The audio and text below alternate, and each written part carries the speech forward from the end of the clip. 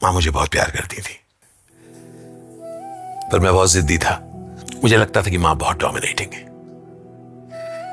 बात बात पे मुझे डांटती थी, इसलिए मां के साथ मैं बहुत झगड़ा करता था। लेकिन जब तक बंबई आई तब तक मां की उम्र काफी हो चुकी थी। अब मैं उनसे झगड़ा नहीं करता था, लेकिन बीच बीच में थोड़ा रूठ जाता था। मां को भी पता चलता था। अक्सर कुछ दिन रूठने के बाद जब मैं मां के पास बैठता था, मां मेरे पास होती थी। हम लोग बहुत ज्यादा बात नहीं करते थे, चुप बैठते थे। फिर मैं हल्के से मां के हाथ को पकड़ता था। जिस हाथ को पकड़ता था, मां धीरे से उसी हाथ से मेरे हाथ को पकड़ लेती थी। काफी देर हम लोग चुपचाप बैठे रहते थे और तब मां मुझे बोलती थी, फ्रिज में तुम्हारे लिए कुछ रखा है। मैं ऐसा दिखाता था जैसे मैंने सुना नहीं। मैं उठता था, टहल कर किचन में घुसता था, फिर फ्रिज का दरवाजा खोलता था।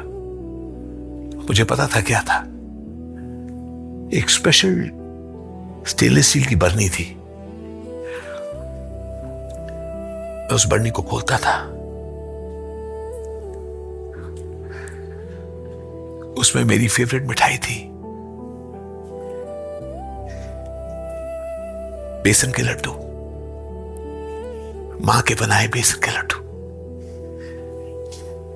मैं किचन में ही बैठकर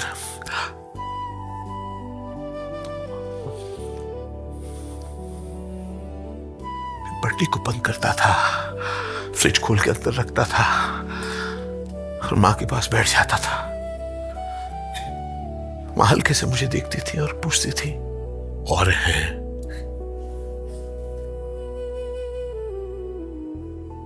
पता नहीं क्या, बेसन के लड्डू तो और भी कई जगह मैंने खाए हैं, पर वो और भी है,